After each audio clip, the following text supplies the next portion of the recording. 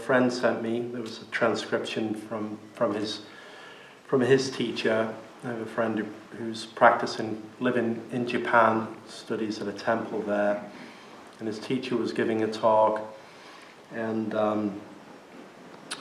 he was talking to a group of lay people, and he said that when you sit and practice, if you sit for 1 minute, then you're a Buddha for 1 minute. Right? If you sit for 20 minutes, 30 minutes, you're a Buddha for 20 minutes, 30 minutes. When I'm looking down here I see the tablet, and if I see myself in the image, which fortunately I don't now, the screen's changed, but I could see old man Shakyamuni Buddha sort of sitting on the shoulder back here, right? It kind of reminds me of that thing, the kind of the angel devil thing sitting on your shoulder. I just got fortunately for me, I've just got the Buddha sitting there, keeping an eye on things. And the Buddha sits all the time. That's a good thing about wooden Buddhas. Their legs don't hurt. They can sit all of the time. Stone Buddhas, wooden Buddhas. That image, it shows us the real heart of the practice. The Zen master in the Soto tradition, Master Dogen, somebody asked him a question at one point that said, if Buddhas are awakened, if they're enlightened, right, then why do they continue to sit? Why do they sit meditation? Why do they practice Zazen or still sitting? And Dogen said, because that is the activity of Buddhas. And it's another way of saying because that's what Buddhas do. They sit. Okay? That's the activity of Buddha. Buddha, that word, of course, means awakened one. One that is awake. So if we look at that comment I made earlier about living everyday life with full attention, isn't that a nice definition of what it is to be awake? To be awake, aware, and present. In another writing in Genjo Koan, the same Zen Master Dogen said, to carry the self forward and experience things is delusion. That 10,000 things come forward and experience the self is enlightenment. It's quite a famous statement of Dogen's. Right? So if we take the first part, to carry the self forward. To carry the self forward. Now, as human beings, we tend to have a lot of experience with carrying the self forward. When you carry something as heavy as a self, it can feel burdensome. Do you ever have that sense of your own identity as being something you're carrying around? Something that you'd like to put down ever? Or to rest from, to carry yourself forward. So the self in this sense is the sense of me, my identity, my story, the conditions of my experience and life, the sum total of all of the highs and the lows and everything that's going on with this one here. Right? That's often a lot of the experience of being human as being the central character in that drama of that life. Right? We're all familiar with that one.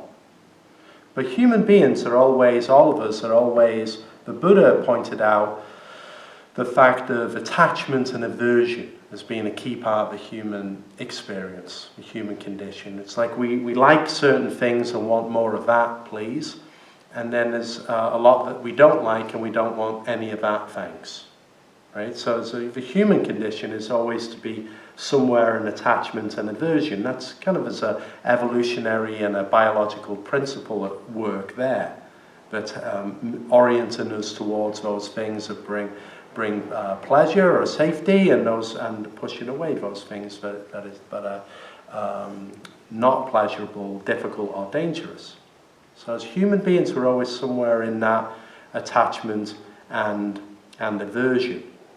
In the guideline, just bringing up a reminder for our sitting practice, then I suggested, okay, so when we sit, whatever this direct experience is, whether it's perceived internally, like in the realm of thinking, of feeling, emotion, or whether it may appear in so-called externally, like the dogs barking or the sound of the cars, let things be as they are and don't have preference or let go of the bias there, because that is a morass of attachment and aversion. The dog may not shut up. It might be nice at first, and then it's just like, well, we should be quiet now. Or wherever we are, if we're at home and there's certain things, there's something happening in the field of awareness or content that triggers that kind of response of attachment or aversion. Same thing in the realm of thought, which is a very sticky for one as people, because as human beings we're very entangled and attached to that sense of me identity. Right? But in that statement of Dogen, he says, if you carry the self forward, so if the self, the me self, is something defined and fixed and feels kind of solid, right, and then we're carrying that one forward and experiencing things, then we're only experiencing life from a dualistic self-other standpoint. Now that is a commonly held definition or experience of things in the world for human beings, as me in a world of things. But in Dharma practice, in the Buddha's realization, in the meditation practice, then you see that there is another aspect, another principle at work here. It's not just the self going forward and experiencing things. Dogen calls that, he says that is delusion, which can seem like a heavy word. I mean, okay, me going around my daily life, that's deluded. Well, hold on, seems maybe a little bit strong, but the root of that word, delusion, means to split the light, right? To split the light. And the root of the word enlightenment, or say illumination, right? Enlightenment is to bring the light or to allow the light to shine. Now, if we take light in this analogy as awareness, right? We could use that word awareness in the same way that we can use light to carry the self forward and experience things. So meeting things in a dualistic self-other way is deluded, is splitting the light.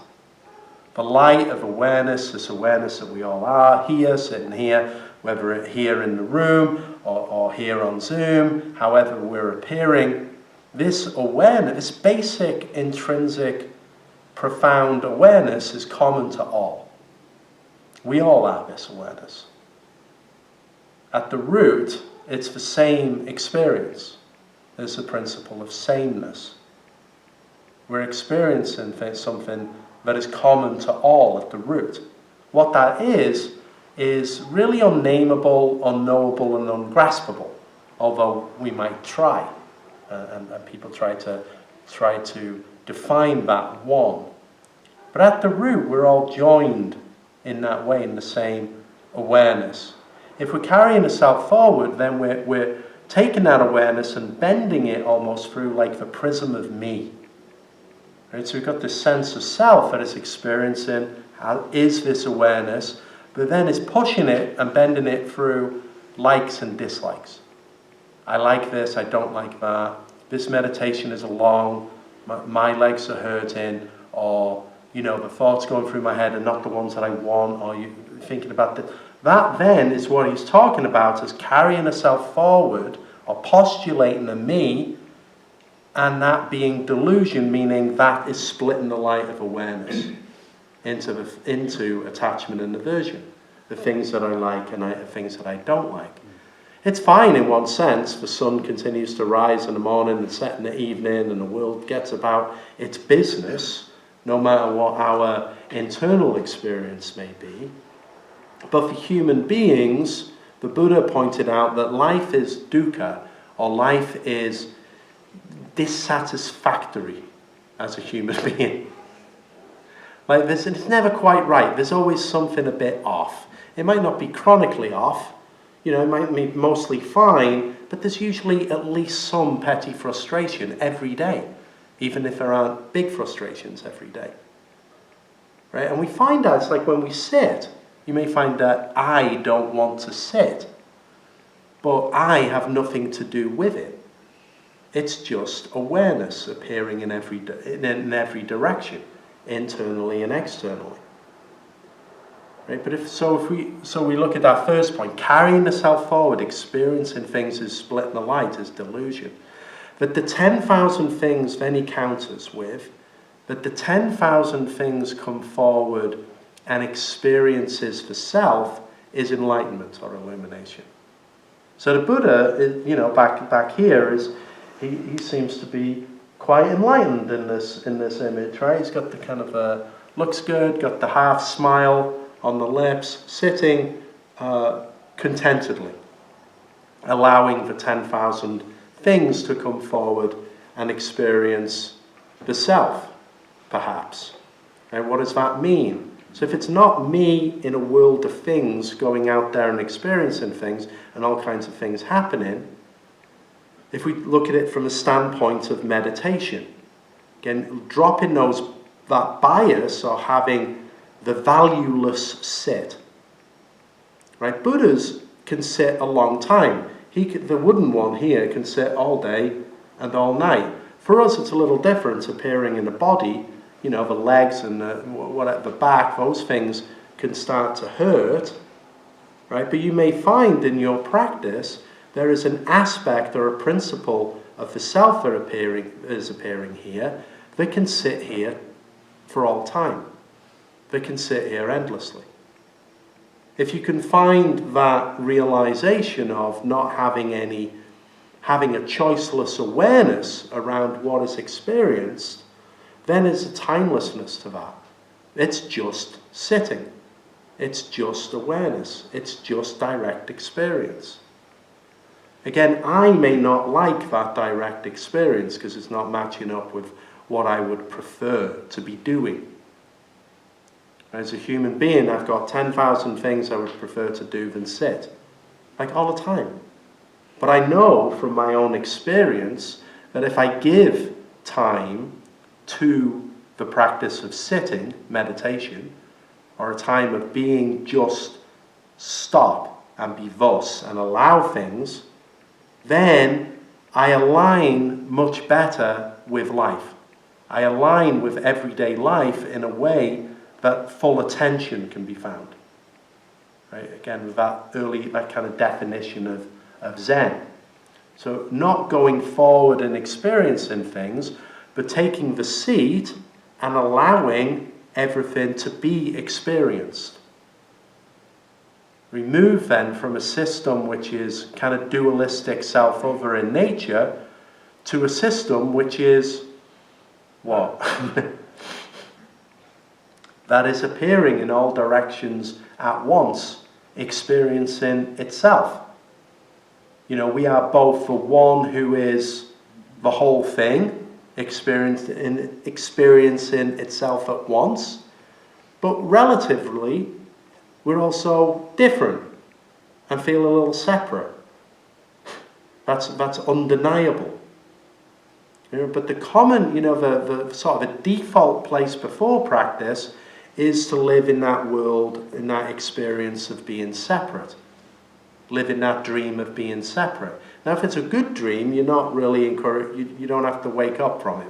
Many people live their whole life and just feel very separate, and they've got a system in place where it feels okay, and they go forward, and that's fine. But for those who come to Buddhist practice or meditation practice, something's at work there. Something challenges that idea of the commonly accepted reality, if there is one, and practice becomes much more experiential. It moves from working it out in the mind and arriving at some kind of understanding, intellectual understanding, or a figuring of life out, there's a shift there. That's difficult for most human beings, to let go of the discursive mind that is always pondering and trying to work everything out. As human beings, we're really encouraged in school and society, use that intellectual function. But the intellectual function is like a hammer, and everything it looks at looks like a nail to it. But in Dharma practice, in spiritual practice, it's not the best tool, right, to try and think things through or to work it out in that way. But experientially, in practice, on the cushion, it's much more of a heart-centered or intuitive connection, where you know this awareness, you know who you are in your essence. You might not be able to describe or feel completely in touch with that, but that higher power, if you put it in that way, or that principle of sameness, that common awareness, that is known and felt. And from a place of sitting, from a place of being present, that can come more and more into realization, become more and more real. When that is so, a lot of our petty dissatisfactions fall back into their appropriate trivial context. It's not a big deal so much.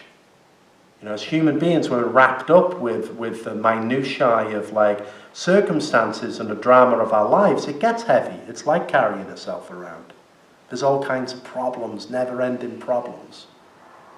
You know, but to return to a place of base fullness of presence, you just see that's just the weather. It's like the weather of a human life. Sometimes it's sunny, sometimes it's raining, sometimes there's storms. But it's all of that on the level of experience is just changing and shifting. Really the practice of sitting and allowing the 10,000 things to come forward in experience for self, as Dogen put it, you know, is to find that still awareness, that still point where nothing is moving, where nothing is changing, where it's always and directly and simply just this. But for most people, most of us, that takes a hell of a lot of practice to realize, for that to sink in. You know, but with practice, unerringly, that becomes clearer. You know, to appreciate sameness that is underlying all of the difference which usually catches our eye, we're able to rest more and more in the present experience. There's a freedom or a stepping back from always being on the hamster wheel of circumstances. And you can take refuge in just simply directly being so. And allowing the 10,000, the 100,000, the million things to be just as they are. Which makes logical sense. Should I go out and strive against the world? Or should I actively surrender to the world as it is and declare a unilateral peace? Right? Meditation is that. Sitting is that. It's declaring a unilateral peace. Don't wait for circumstances of the world to come into agreement with your terms for it. It never will. Or if it does, it'll break the agreement by tomorrow. So better to establish that peace now. But it's a peace that's not based on circumstances. It's the peace that's found in our heart as this mind, as this awareness. The one who is always at home, is always free and at ease. We all know this deep in our being, but it's obscured by who we think we are.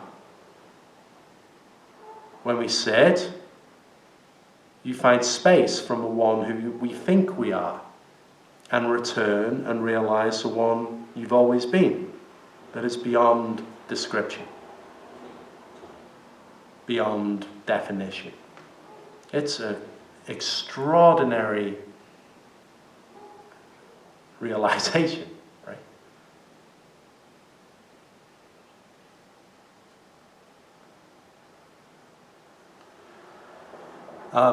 I'd like to open it up for any questions or comment. It's quite a maybe a striking topic to talk about these things. You know, maybe there's something there which moves you towards saying, "Hold on a minute," or you know, or so. If there's anything at all you'd like to raise up, to question, to comment, to share something of your experience, then please feel encouraged. Nibia? So, are you saying that the practice of meditation and the commitment to it essentially helps us diminish our ego in our everyday life, the ego and... Would you mind just doing a quick recap for the Zoom crew? Yeah, Anubia's asking, could you phrase it again? Yeah, I guess I'm asking if what you're saying is dedicating ourselves to a daily practice of meditation, does that help us ultimately shed the ego to some degree? Yeah, so if we have the discipline of regular meditation, does that help us to shed the ego somewhat in our everyday life? Right? Is that fair? Yeah. And sometimes I'm cautious with the word ego, but we're taking that for the sense of like identified me self. Right? Yes, in short, it's like a regular meditation practice of a deepening realization that emerges from a regular meditation practice. It's not about getting rid of the ego or overcoming the sense of self or ego, but it's much more about opening the space where you can experience the self within a broader aware container. Right? So you can watch, experience, feel and see yourself and the way that self operates, but rather than just living a life of reactivity as that sense of self, you experience the self, see its edges, realize where it oversteps. Right, you kind of can have some power there to avoid the excesses and to shift towards promoting the beneficial side. Right, so it's much more then about how do you respond rather than you react. Right, it's like if you're more asleep or you're not really awake to the self, then it's a reactive thing. You just react depending on your life's conditioning. Right? But with the spaciousness and awareness that can develop from practice, not just in meditation, from just allowing oneself to be present and dropping the story, you open up space where you can then have choice. Right? It's like for myself, I'm always often fascinated where I'll drive here, and it's kind of a long drive, so I have some time to think about things, and the mind never stops. It's just doing its thing, thinking about this and that. Most of it is just banal stuff. It's like white noise. It's not particularly that much that's interesting going on in my head. Right? And if I take every aspect of what's going on in my head as the most interesting thing in the world, then that's an issue. But if I'm involved in my environment, I'm driving and I'm watching and I'm attentive and involved, and also there's thinking about things going on. But if it's thinking about banal, uninteresting things, it's kind of like listening to the radio when you're not really interested in what you're listening to. But then if things come forward into the mind which are important, then okay, now let me think about this. So it's opening up space and choice around that sense of self. Readjusting the relationship to yourself rather than trying to, push the self out of a room. That makes sense. Okay, thank you. It's a good question. Yeah. We have an online participant, Joey. Yeah. Hi, Joey. Hello. Okay, I understand all this about, meditation is quieting our minds and, and stuff like that. But every now and then when I'm in a meditation, my mind really tries to take control totally. Yeah. And I have a hard time getting back to the meditation.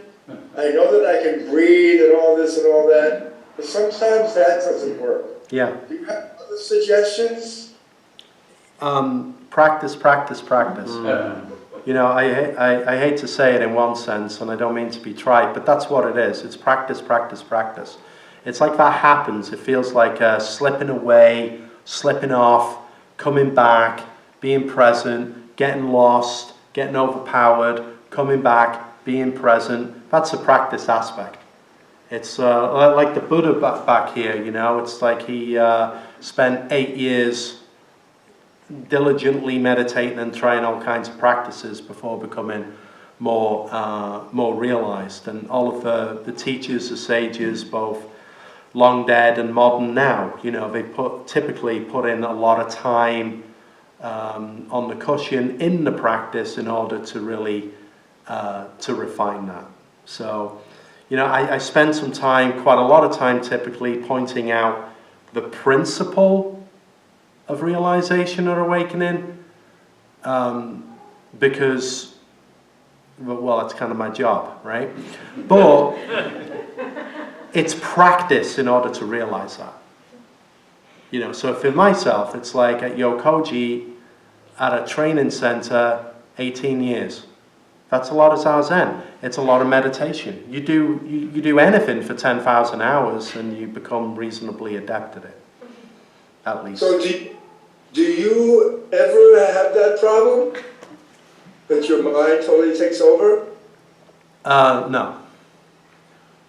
I don't mean to be arrogant. I don't want to be arrogant in saying that. It's not a problem. It's just what is.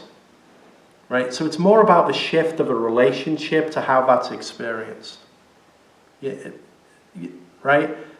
I heard there's a line that sums it up well for me with sit and practice that I heard one day just listening to somebody, and they said, they were talking about meditation. They're not even in the tradition that I'm in, but they said, how about when you sit, you cease manipulating reality? That, for me, that answered it for me. Then it's not a matter of whether the mind's quiet, whether the mind's busy, whether you're consumed with thought, whether you're not, how you're feeling. It's just allow it as it is, without exception. Now, again, for me to hear that line and that to shift something in me, there was a lot of time in preparing the ground in order for those words to hit, and it's different for everyone. And it's not a competition. It's just, again, like I began this overly long answer, practice. Just pour yourself in the seat, give some time to meditation each day, and give time throughout the day to just return into a baseline present. Every time you can go out, you can just look at the sky, look at the stars, look at the ocean, allow the world in, just keep coming back to that, and things are taken care of by themselves. Thank you. Thank you.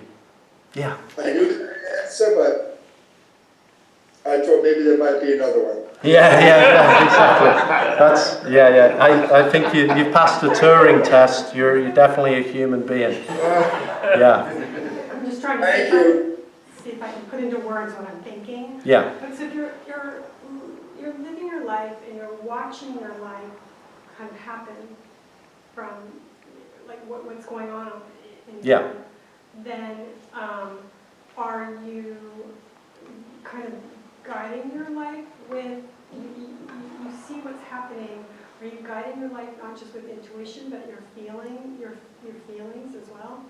Yeah, you're asking, and just repeating for the group that are on here, it's like when you're living your life, are you're guiding your life with, how did you put it? You're kind of, you're watching life happen. You're watching life happen, and then also, meditation. yeah.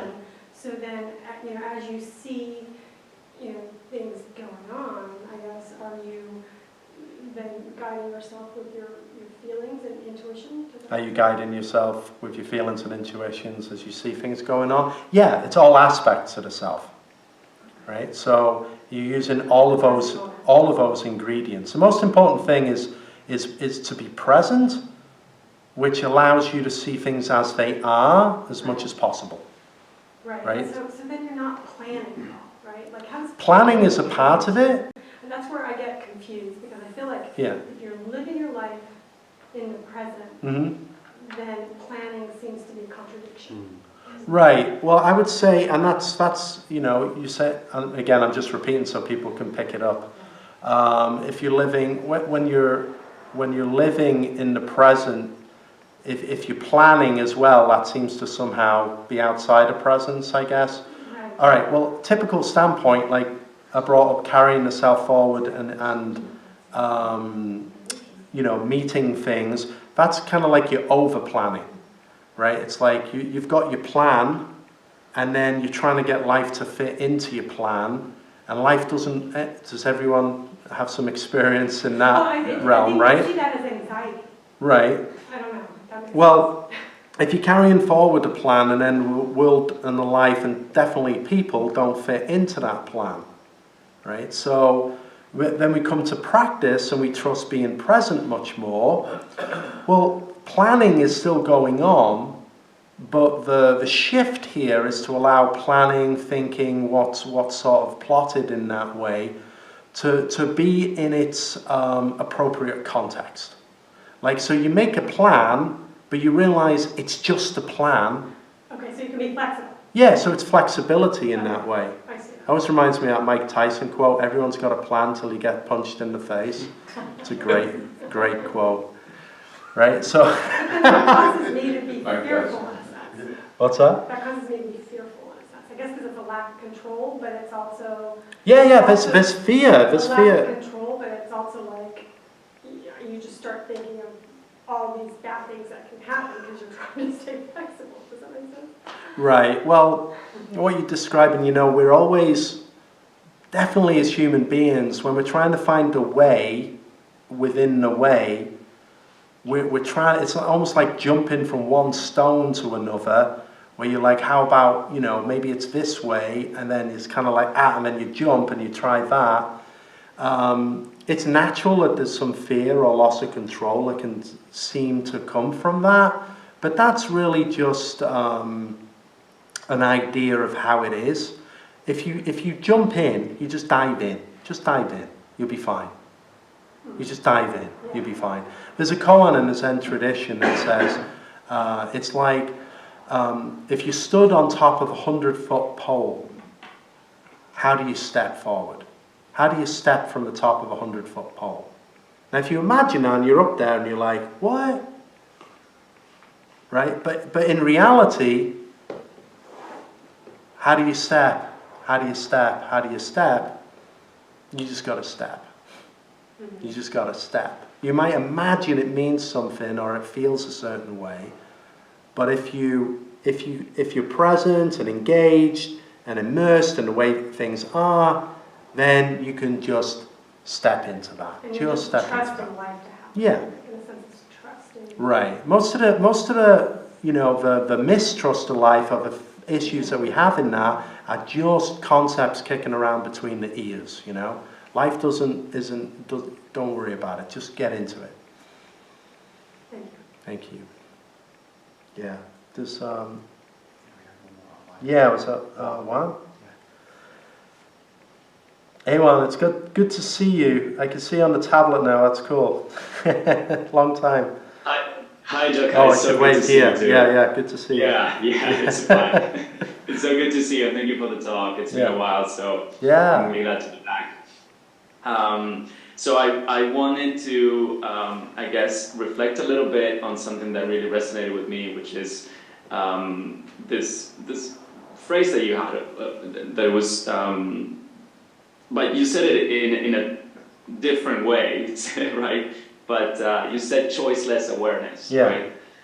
And I think that really resonated with me because I think going about our business and especially caring for a child involves a lot of choices constantly. Yeah. And that is almost like a muscle that gets really tense. Yeah. And then it carries a lot of inertia, and sometimes I realize that I'm just caring for these little things, right? And these little choices that may matter, right? Like, how exactly, right? Like, do I give them a snack or?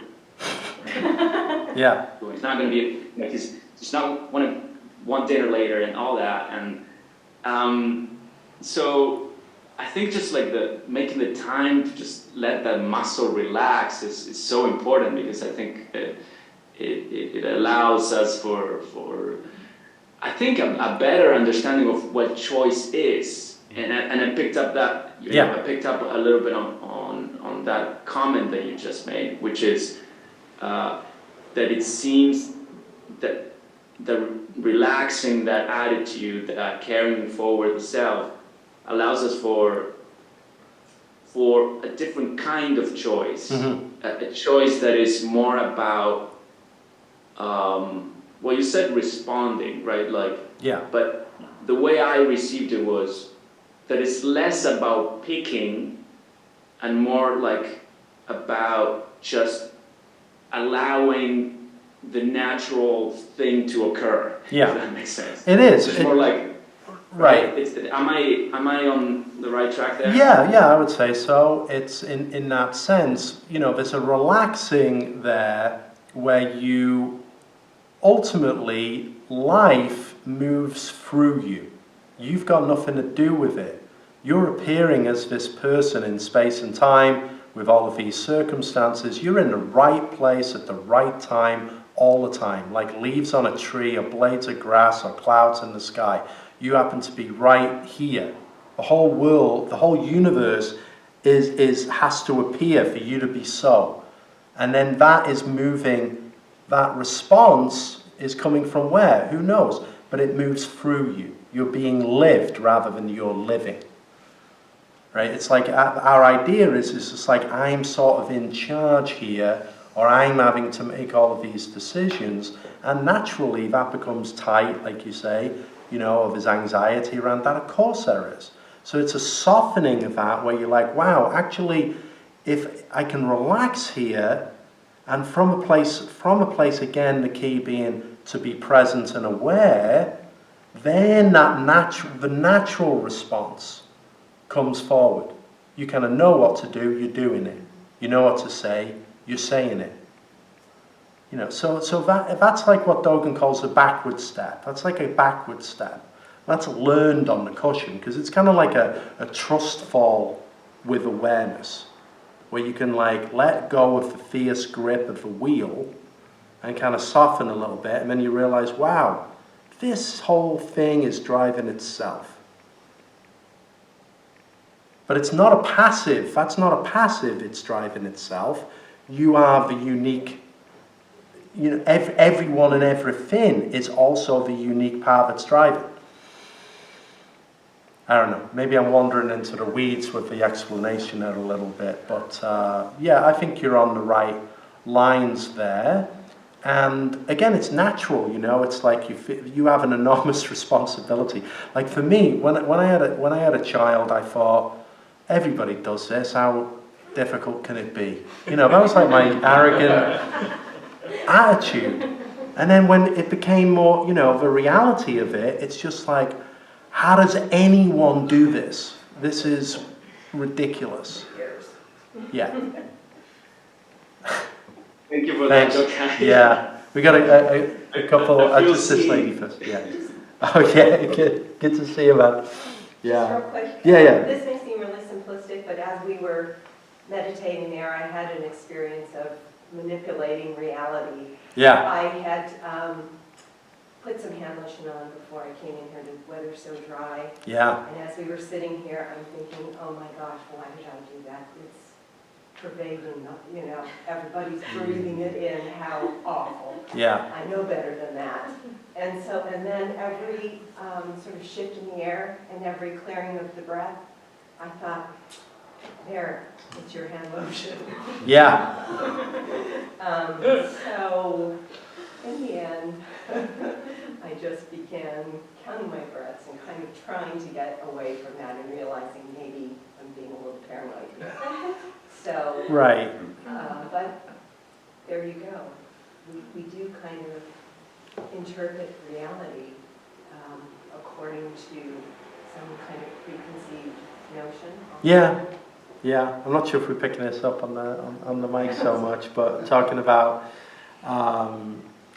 realizing in this case, putting on some hand lotion before the sit, and then realizing maybe that was a mistake, or everyone was going to be picking up on that, and then the whole mental process and the rabbit hole that we can kind of go down, you know. It's extraordinary. You sit in a room and you see maybe 20 people, and everyone, I'm like, wow, everyone's so still and quiet and meditating well. And yet, it's like 20 chaotic universes swirling, and then everyone on Zoom, it's just all of this like swirl of noise and energy and everything else that's going on. And yet, it's like with that, you see everybody is in that place. And again, it's about recognizing or realizing the space and the freedom that is available there, that you can experience yourself worrying about these things, but it's okay. It's like, oh, all right. And then on a phenomenal level, relative level, you don't do it next time. But on an absolute level, whether you do it or not, doesn't matter at all. So it's like, it's like that, where those two perspectives overlap, like that Venn diagram where absolute and relative come together, that's the integrated self.